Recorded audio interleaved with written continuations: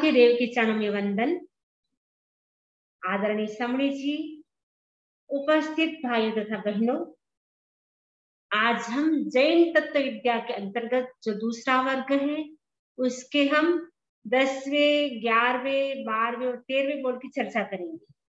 9 बोल की हमारी चर्चा हो चुकी है दूसरे वर्ग की।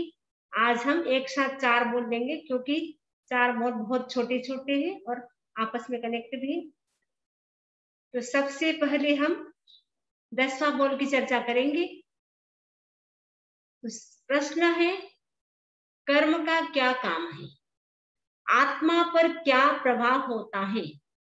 क्योंकि जो भी पदार्थ होते हैं वो कोई न कोई काम करते रहते हैं, बिना काम किए कोई भी पदार्थ नहीं रहते हैं।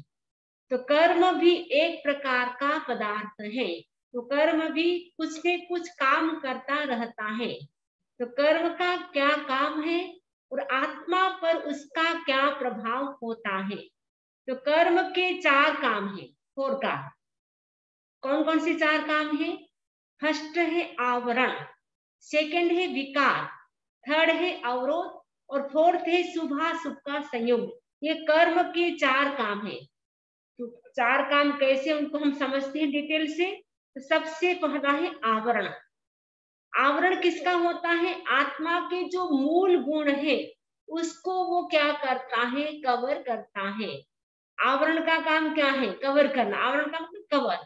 वो कवर किस पर करता है? आत्मा की जो मेन क्वालिटीज है उसको वो कवर करता है। तो आत्मा की मेन क्वालिटीज कौन सी है? ज्ञान और दर्शन। तो ज्ञानावणी कर्म और दर्शनावणी कर्म वो क्या करता है?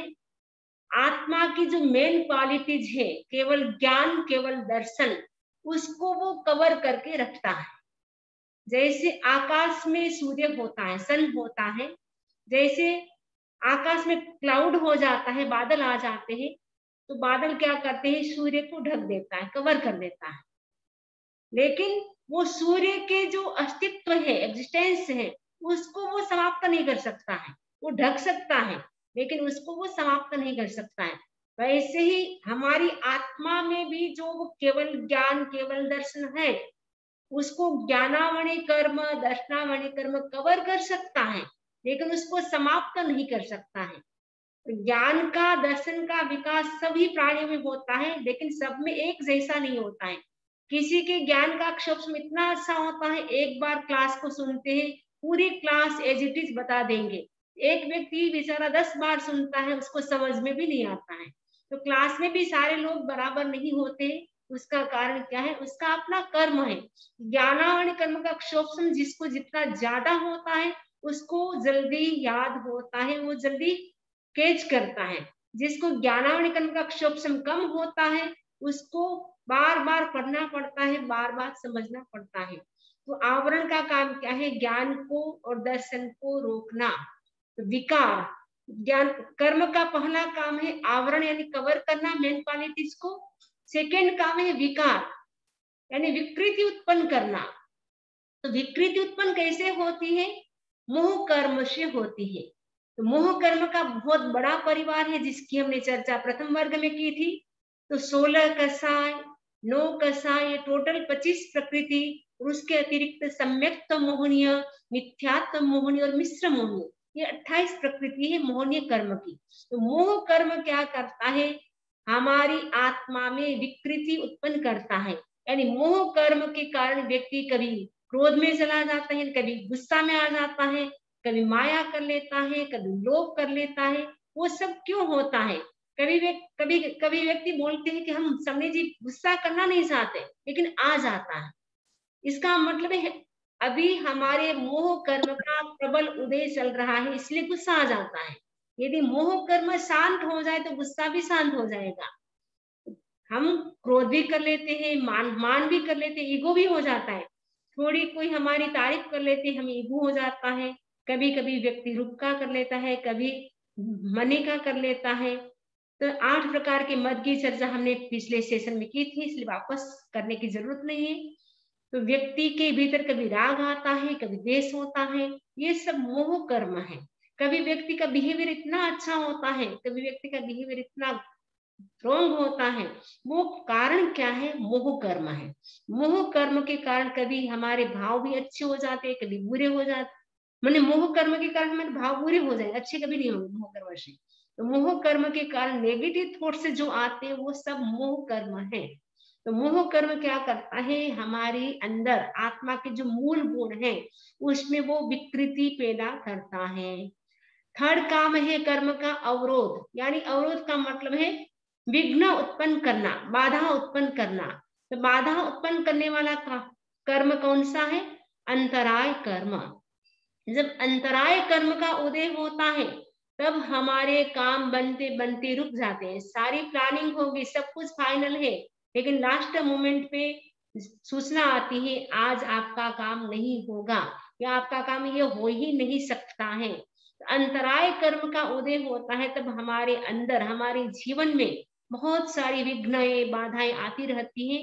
और अध्यात्म के क्षेत्र में आत्म शक्ति हमारे अंदर है, अनंत शक्ति है, लेकिन हमारी शक्ति को प्रकट नहीं करने देता है, वो है अंतराय कर्म।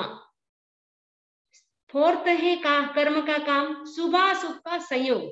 हमें जो शुभ का संयोग मिलता है, हमें अशुभ का संयोग मिलता है, वो कर्म के कारण मिलता है। तो वो कौन से कर्म है जो हमें शुभ रूप में हमें उदय में आते हैं या अशुभ रूप में उदय में आते हैं?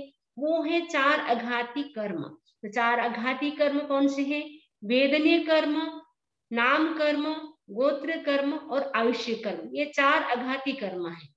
तो चार आघाती कर्म है वो क्या करता है? शुभ रूप में या अशुभ रूप में उदय में आते हैं। जैसे आपको जो भी बॉडी मिली है वो किस कर्म के मिली, किस कर्म के उदय से मिली है? नाम कर्म के उदय से मिली है। आपकी हाइट, बॉडी, कलर जो भी आपको मिला है, जो भी आपको यश होता है, जो भी आपको होता है, वो सब नाम कर्म के उदय से। क्योंकि नाम कर्म की हमने चर्चा की थी, 93 प्रकृति भी बताई थी और 103 प्रकृति भी हमने बताई थी। तो हम आप नाम कर्म का जो है चैप्टर उसको आप देख सकते हैं। तो नाम कर्म के कारण ही हमें सब कुछ मिलता है, यानी हमारी जो बॉडी की जो भी है स्ट्रक्चर, वो सारा बॉडी का जो भी स्ट्रक्चर हमें मिला है वो नाम कर्म के कारण। आपकी आंखें कैसी हैं, आपके कान कैसे है, नाक कैसी है, जीभ कैसी है, आपकी कमर कैसी है, पेट कैसे है, वो सब कुछ जो भी नाम कर्म से ये सब कुछ बॉडी का सारा स्ट्रक्चर है वो नाम कर्म के आधार पे हमें मिला है। जैसा आपका नाम कर्म था वैसा आपको स्ट्रक्चर मिल गया बॉडी का। कभी देखते हैं किसी की बॉडी बहुत ही सुंदर होती है, किसी की काली, किसी की लंबी ठिंगड़ी सब होती है, वो नाम कर्म का है। इसमें हमारा अपना जो नाम कर्म था वैसा ही हमें बॉडी मिल गई, वैसी बॉडी मिल गई। इसमें किसी का दोष नहीं है, ना मम्मी का दोष है ना पापा का दोष है, हमारे अपने कर्म का दोष है। तो जैसा हमारा कर्म था, जैसा अकाउंट देखा नाम कर्म ने, वैसा ही उसने हमारा ड्राइंग कर दिया। तो पेंटर का काम करता है, पेंटर क्या करता है? ड्राइंग करता है। तो वो नाम कर्म भी क्या करता है? हमारी बॉडी की ड्राइंग करता है। तो शुभ अशुभ कर्म का कभी वेदनीय कर्म का उदय हो जाता है, कभी सात वेदनीय कर्म का उदय होता है, कभी असात वेदनीय कर्म का उदय होता है। कभी हमें आयुष्य अच्छा मिलता है, यानी शुभ आयुष्य मिलता है, मनुष्य गति का आयुष्य मिल जाता है। कभी नरक गति का मिलता है तो वो अशुभ आयुष्य हो जाता है, अशुभ संयोग हो जाता है। और गोत्र कर्म से हमें उच्च कुल में जन्म लेने का अवसर मिलता है। और कभी नीच गोत्र कर्म का उदय होता है तो हमें नीच कुल में उत्पन्न जन्म हो जाता है हमारा। हमारी समाज में कभी प्रतिष्ठा बहुत होती है, इसका मतलब है उच्च गोत्र कर्म का उदय है। समाज में जब प्रतिष्ठा नहीं होती है, ऐसे निम्न कुलों में उत्पन्न हो जाते हैं, जिससे समाज में प्रतिष्ठा नहीं होती है। कभी कभी निम्न कुल में उत्पन्न हो जाते हैं, लेकिन उसके उच्च गोत्र का काम होता है, उच्च गोत्र का उदय होता है, जिसके कारण निम्न कुल में उत्पन्न होने पर भी उसकी प्रतिष्ठा हो जाती है। कभी कभी उच्च कुल में भी उत्पन्न हो गया, लेकिन उसके गोत्र कर्म का उदय अच्छा नहीं होता है, तो वहां पर भी उसकी प्रतिष्ठा नहीं होती है। ये जो शुभाशुभ का हमको सहयोग मिलता है वो चार आघाती कर्म के कारण मिलता है, यानी वेदनीय, नाम, गोत्र और आयुष्य कर्म के कारण ही हमें शुभ और अशुभ का संयोग मिलता है। इसमें किसी का भी दोष नहीं है, हमारे अपने जैसे कर्म होते वैसे ही घर में भी मेंबर ऐसे मिल जाते, बच्चे भी वैसे मिल जाते, पति भी वैसा मिल जाता है, सास ससुर, वो सब उनका योग भी शुभ अशुभ का जो होता है वो हमारे जैसे कर्म होते वैसे फैमिली के मेंबर भी मिल जाते हैं, हमारी बॉडी भी वैसी हो जाती है। मतलब इसमें किसी का दोष नहीं होता है, हमारे अपने कर्मों के कारण ही हमें शुभ और अशुभ का संयोग मिलता है। तो ये हमारा 10वां बोल पूरा हो गया। अब 11वां बोल इसका, तो 11वें बोल में हम चर्चा करेंगे, आगे तो बता रहे हैं आपको।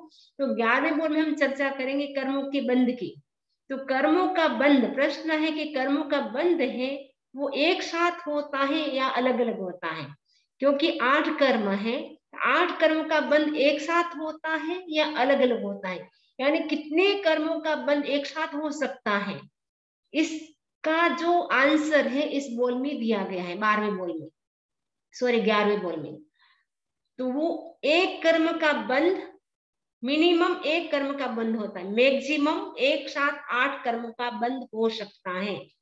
मिनिमम एक कर्म का बंध होता है और मैक्सिमम एक साथ 8 कर्म का बंध होता है। तो कौन से गुण स्थान में होता है, गुण स्थान के आधार पे हम यहाँ चर्चा करेंगे कि कर्म के बंध के 4 प्रकार हैं। ये जो कर्म का जो बंध होता है वो 4 प्रकार से होता है। वो कैसे हम समझे, तो गुण स्थानों के आधार पे हम समझेंगे कि कौन से गुण स्थान में कितने कर्मों का बंध होता है। तो एक कर्म का बंध, एक कर्म कौन सा, 7 वेदनीय कर्म, 7 वेदनीय कर्म का बंध है वो कौन से गुण स्थान में होता है। तो भगवान महावीर स्वामी कहते हैं कि 11वें 12वें और 13वें गुण स्थान में एक कर्म का बंध होता है, ओनली 7 वेदनीय कर्म का बंध। वो भी कितने समय का होता है, मात्र 2 समय का। तो 2 समय कितने छोटे होते हैं आपको पता है। आंख अपन खोलते हैं बंद करते हैं उसमें भी असंख्य समय बीत जाते हैं। आंख आपने क्लोज की फिर ओपन की, उसमें भी असंख्य समय बीत गए। तो ये जो 7 वेदनीय कर्म का बंध है ओनली 2 मिनट, 2 सेकेंड का, मिनट नहीं 2 सेकेंड का, यानी 2 समय का, 2 समय का, मात्र 2 समय का होता है। तो 2 समय तो कितने छोटे होते हैं। तो वो आपको मन में प्रश्न होगा कि 2 समय का, कि एक साथ वेदनीय कर्म का बंध हो और किसी कर्म का बंध क्यों नहीं हुआ, क्योंकि तो 11वें गुण स्थान में कसाय नहीं रहती है, क्योंकि 10वें गुण स्थान में कसाय समाप्त होगी और जो कर्म का आकर्षण है वो कसाय के कारण होता है। जब हमारा कसाय ही नहीं रहा तो कर्म कैसे टिक पाएंगे। कसाय के कारण ही कर्म है वो लंबे समय तक टिक सकते हैं। जो कभी हम बोलते हैं मोहनीय कर्म का बंध है वो 70 करोड़ा कोटि सागर कम तक होता है। वो क्यों होता है, क्योंकि कसाय की तीव्रता होती है, तब तक वो कर्म टिक सकते हैं। कसाय समाप्त हो जाएंगे तो कर्म टिक नहीं पाएंगे।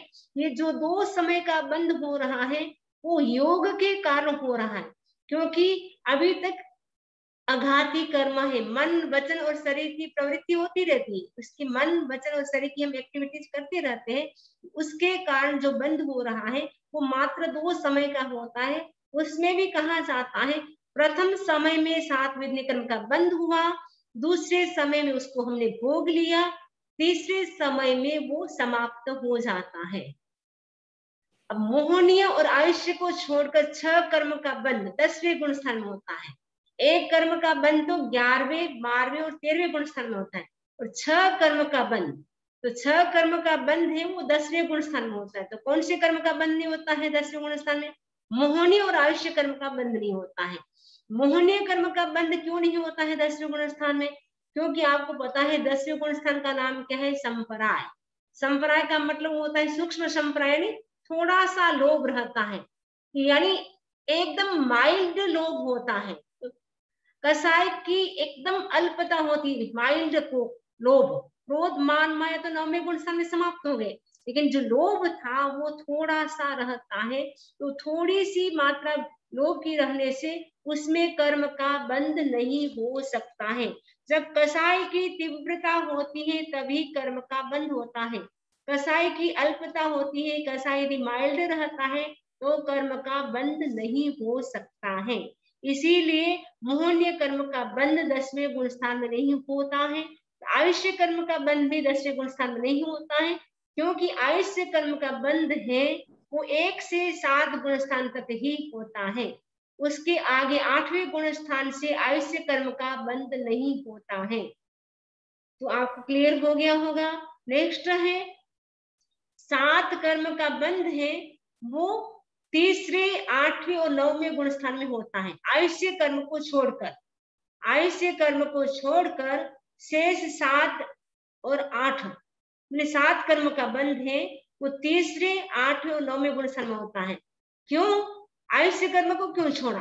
क्योंकि तीसरे गुण स्थान में हमारे जो भाव है, हमारे जो अध्यवसाय है, हमारे मन के जो भाव है, विचार है, वो स्थिर नहीं रहते हैं, यानी डामाडोल की स्थिति होती है, कंफ्यूज होता है। उस समय व्यक्ति सोचता है यह सही है या वो सही है, तो कंफ्यूज स्थिति रहती है।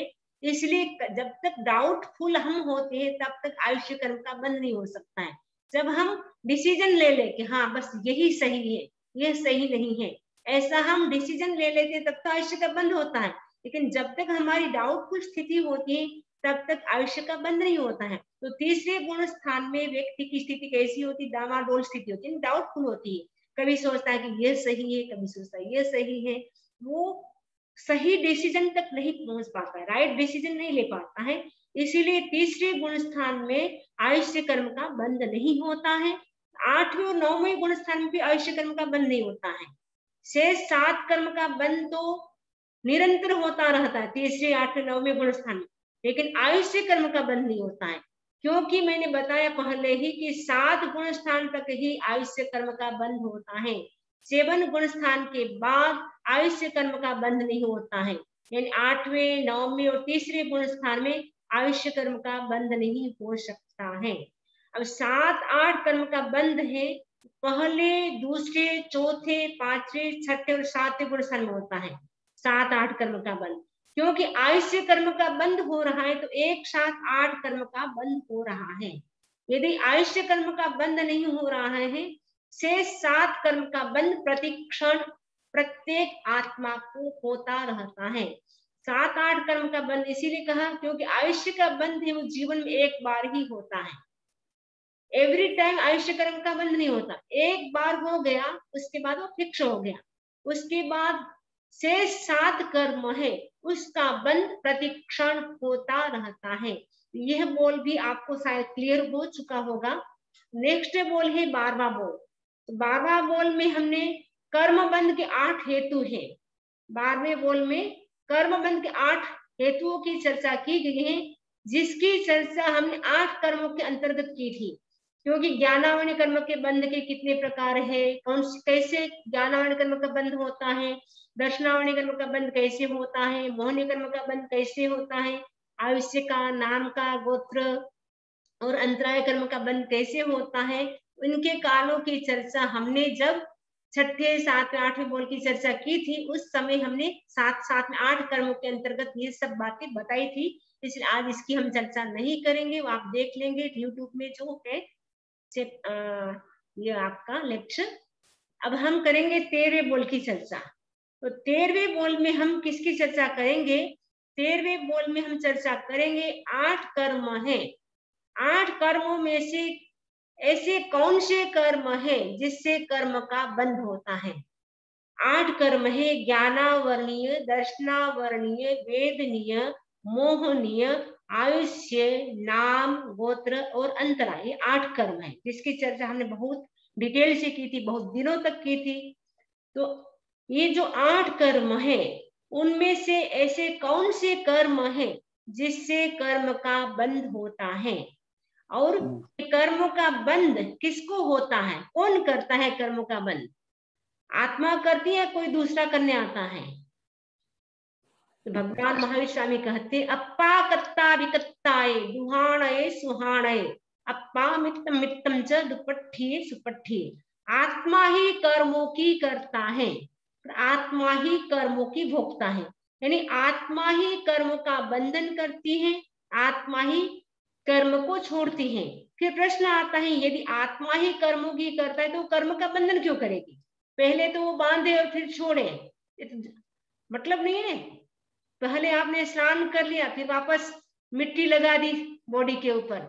गज स्नान होता है ना, गज स्नान, हस्ती स्नान। हाथी क्या करता है, पानी में जाता है, स्नान करता है, बड़ी देर तक एकदम नहाता है। जैसे ही बाहर आता है वापस ऊपर धूल क्या कर लेता है, डाल देता है।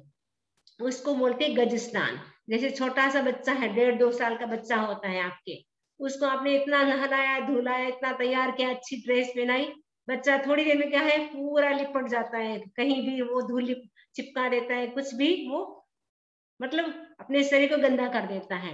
वो तो बच्चा है, लेकिन हम तो समझदार है ना।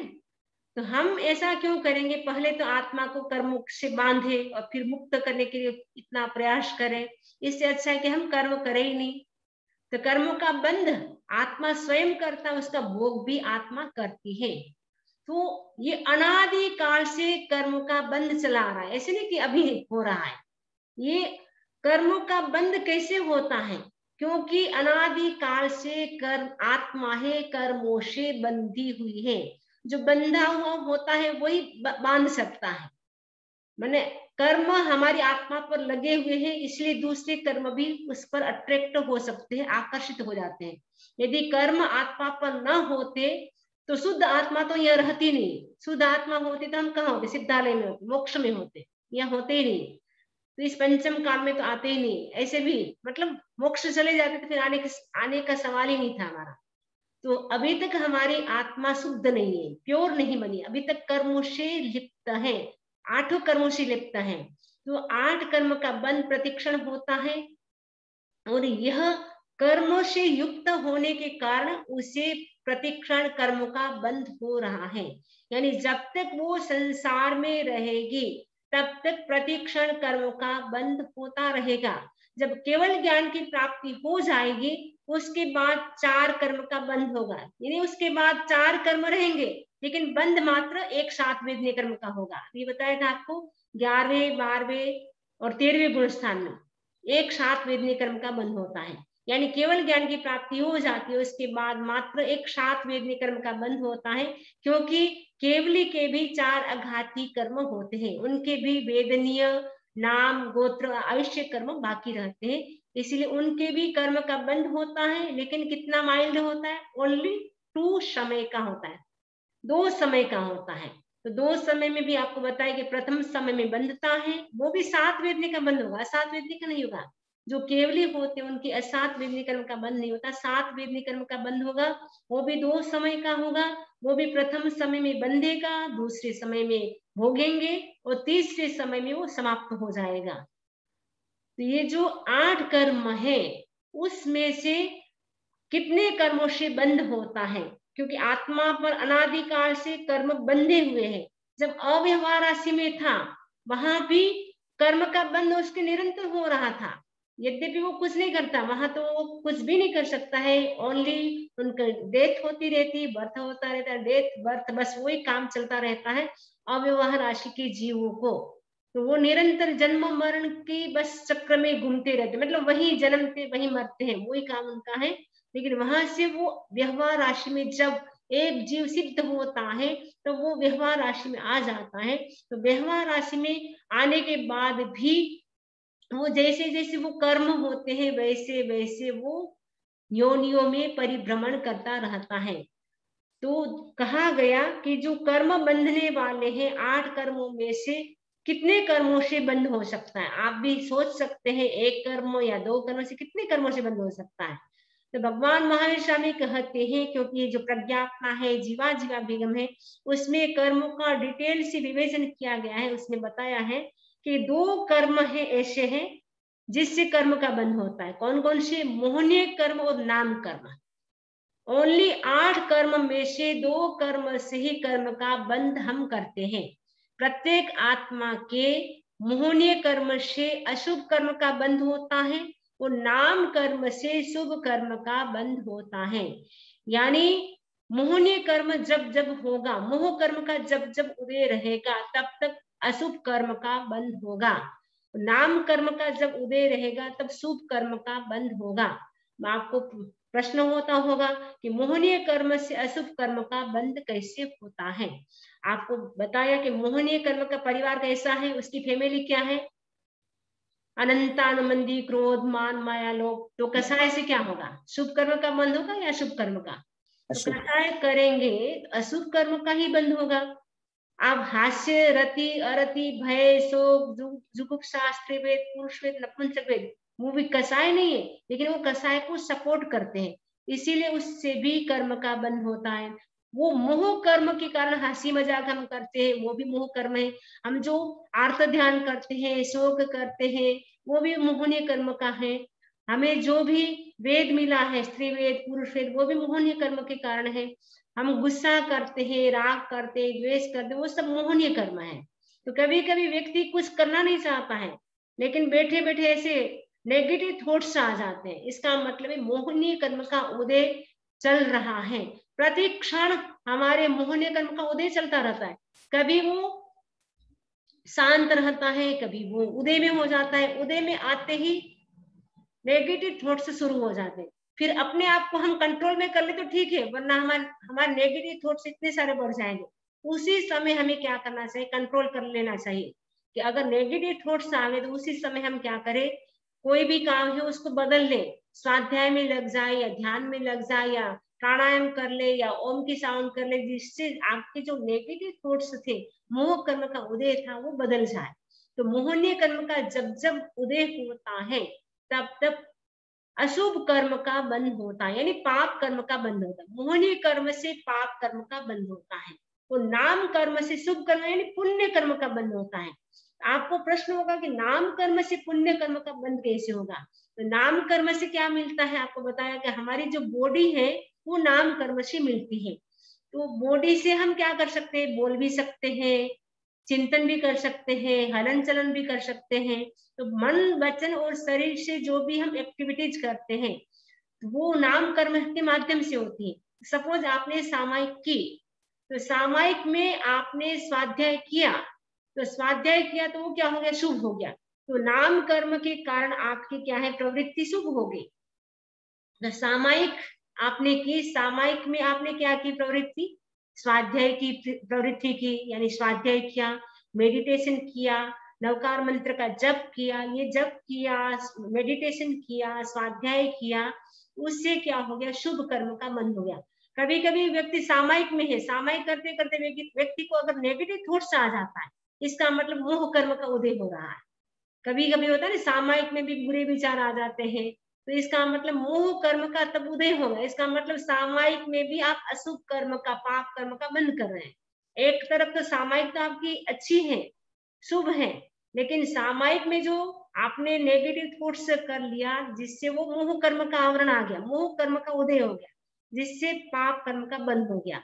यदि आप सामायिक में गुड एक्टिविटीज करते हैं, यानी स्वाध्याय ध्यान करते हैं, और किसी में भी आपका मन नहीं है, केवल आपका मन धर्म ध्यान में ही है, शुक्ल ध्यान में ही है, यानी शुभ भावों में ही है, यानी आप नेगेटिव थॉट्स से रहित हैं, आप पॉजिटिव थिंकिंग करते हैं एवरी टाइम, इससे शुभ कर्म का बंध होता है, यानी पुण्य कर्म का बंध होता है। यदि आप नेगेटिव थिंकिंग करते, उससे पाप कर्म का बंध होता है। अब हमें समझना है कि हमने इतने सारे बोल समझे हैं, कर्म को समझ लिया है, तो ऐसा कौन व्यक्ति होगा जो पाप कर्म का बंध करना चाहेगा? कोई भी नहीं चाहेगा। नहीं चाहते हुए भी कभी कभी ऐसे थॉट्स आ जाते हैं, जिससे पाप कर्म का बंध हो जाता है। इसका मतलब है कि अभी तक मोहनीय कर्म का उदय हमारे प्रबल चल रहा है। तो मोहनीय कर्म को हमें शांत करना है, उसके लिए हमें जो कसाय है उसको हमें कम करना होगा। हमारे अंदर जो राग और द्वेष की जो भाव है, राग और द्वेष के भाव, यानी किसी के प्रति इतना राग भाव आता है, किसी के प्रति द्वेष आता है, ये सारा मोहनीय कर्म का खेल है। तो मोहनीय कर्म से ही अशुभ कर्म का बंध होता है। जब नाम कर्म के साथ मोह कर्म जुड़ जाएगा, तब तो अशुभ हो जाएगा। जब ओनली नाम कर्म रहेगा, तब शुभ कर्म का बंध होगा।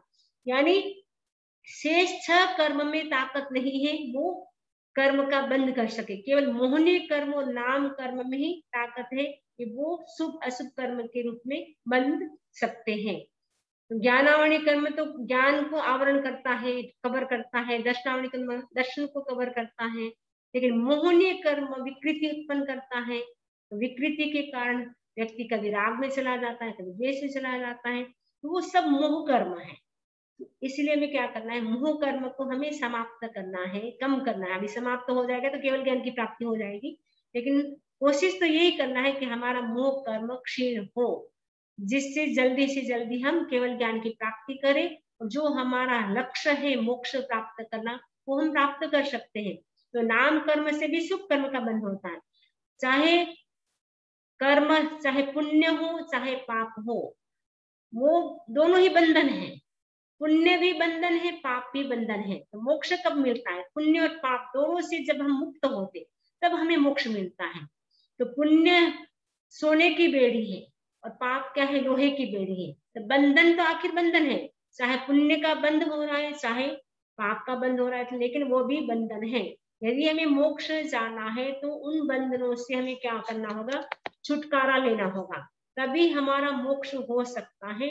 तो हमें मोक्ष को पाना है तो हम क्या करें, अपना जो राग द्वेष है, कैसा है, उसको हम कम करें। जितना हम कम करने की कोशिश करेंगे, सुबह हम संकल्प करें उठते टाइम, आज मैं क्रोध नहीं करूंगी, आज मैं गुस्सा नहीं, मतलब अहंकार नहीं करूंगी, माया नहीं करूंगी, लोभ नहीं करूंगी, वो संकल्प करें सुबह उठते हैं। रात को सोते समय अपना इंटरव्यू ले, आज मैंने कितनी बार क्रोध किया, कितनी बार ईगो किया, कितनी बार माया की, कितनी बार लोभ किया, कितनी बार राग का भाव आया, कितनी बार द्वेष का भाव आया, कितनी बार नेगेटिव थॉट्स आए, आज मेरे को इतनी बार आए, कल मुझे कम करना है।